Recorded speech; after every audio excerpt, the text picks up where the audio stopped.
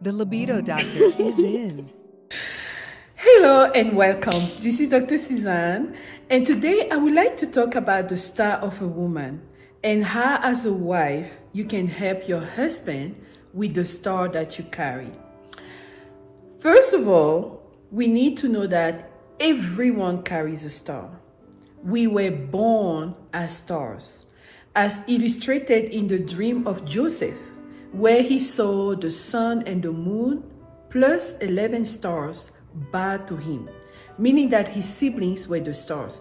Now, when you get married, you go from the status of star to the status of the moon as a woman and the status of the sun as the husband. That's the first thing we need to know.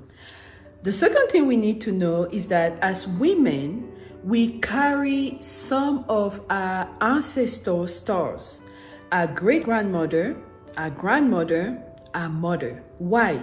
Because as a fetus, you have all your eggs in your ovaries. You are not producing new ones. And because it was incubated in your mother's womb while you were forming, you get some of what she carries, some of what her mother gave her, and some of what her grandmother gave to her mother. So you are the product of the women in your mother's side. So it's important for you to know who were the women in your family. For example, I know for me, my great-grandmother was a strong queen, very strong in leadership, who did so much for our village.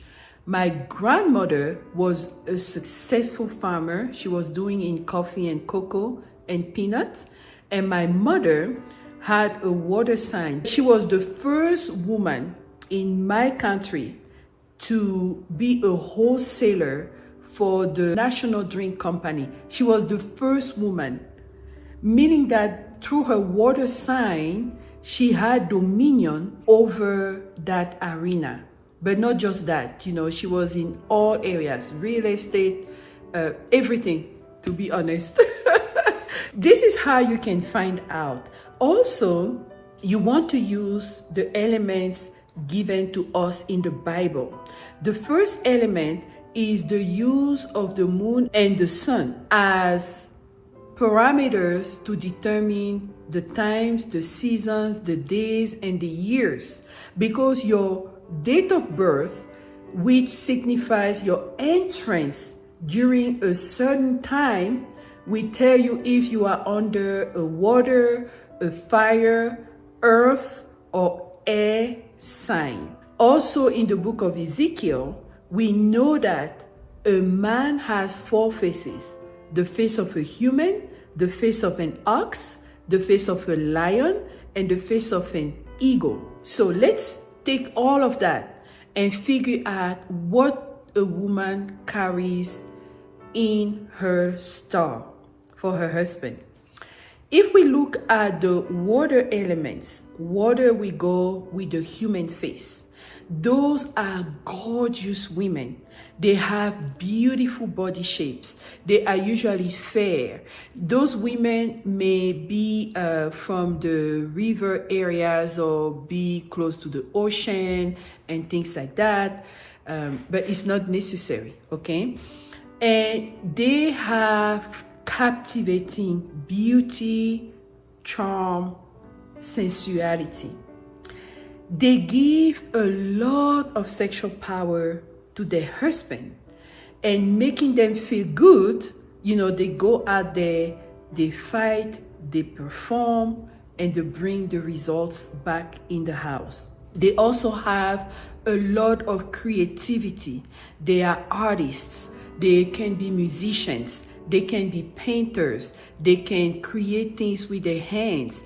But that part of the anointing is also going to reflect on the husband, okay? The other thing, they bring a celebrity status. By their charm and their beauty, it reflects on her husbands too, and that husband is going to be very attractive. Women will want this type of husbands a lot because for some reason, he's just very attractive, okay? So that's what the women who carry the water anointing will bring to your life. They also bring a lot of currency. Money flows easily. And if you are with these women and you are in the business of, water, like, the boats and things like that, you will succeed. You do well, okay? Now, the second element I'm going to talk about is the element of the earth, which is paired with the ox.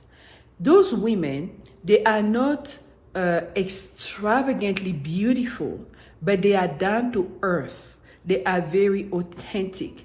They are hard workers. They are goal setters. They are go-getters. They will encourage the husband to accomplish its goals. They usually prosper through agriculture, real estate, businesses with like grocery shopping, okay? These are the type of women that are under the earth sign. They bring a lot of prosperity, they bring a lot of stability, and they ground the man. The third element is the element of air that we pair with the eagle. The eagle is a great visionary. These women are visionaries, and they also have prophetic gifts, meaning that they can download divine instructions and speak it in the life of the husband. They prosper through any business that has to do with speaking engagement, like TV, motivational speaker, anything you do, talking, you can prosper with that. They can also prosper or help their husband prosper in aviation, all the air stuff business. That also helps. The fourth element is the fire element that is paired with the lion, the face of the lion. Those women carry thrones, they carry scepters, they carry royalty. If you look in the book of, I think it's Ezekiel chapter 19, it talks about the lioness who lays among lions, because they bring thrones. What do I mean by that? They see the crown of a man and they help them have dominion. They help them access positions of power that cause them to be above their peers. That's what she brings. She brings dominance. She brings acceleration. And they are usually bold, like not afraid of trying new things, meaning that they're going to be very innovative, out of the box thinker, and they see big, like they are not going for the little stuff. They go for big goals, and they are diligent and resilient. They are fighters. Usually, their spiritual gifts are in the area of deliverance, breaking generational curses. They are prayer warriors. And the other thing, just by their presence in the husband's life, a lot of battles are going to be quenched, because she is able to tame the enemies. She will identify them, and by various strategies, she doesn't even have to talk to them. is her energy. Like people see her at the side of this man and they're like, this woman, you know. I remember like when we first moved to the US, that was 20 plus years ago. There was this family who used to organize New Year's get together. Oh, come and eat, do this, come with us. The first couple of years we did, and from the third year I declined because I preferred to stay home and pray and all that, and I was just maturing in my spiritual gifts and things like that. And one day some of those family members started calling me a witch. And I was like, what have I done? I don't even know what witchcraft is. But they were like, we don't know what you're doing. But, you're not simple. I later understood, maybe 7 or 10 years later, I understood what he meant by that. Because I never knew that the wife was a witch and she was doing things, but apparently it wasn't working. Hey, so this type of women, fire women, they deter a lot of strategies from the enemy just by their presence. Now you have another category of women that are very masculine. Those are the women who may be single sometimes because they are too strong.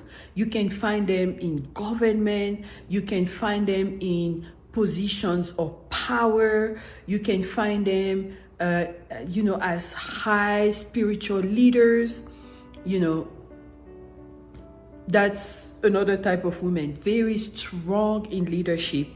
And usually husbands are below them. These are all the characteristics. Now you have to understand that most women will have some of the characteristics of every element, but she will have one thing that is dominant, and that is what a husband needs to pay attention to when he is looking to marry a woman. He has to know his mission, his function, and really look in that woman, in her soul, to extract what she carries that is not seen, but that she will use to help him have elevation. Okay? Thank you so much for watching, and I'll talk to you later. Bye.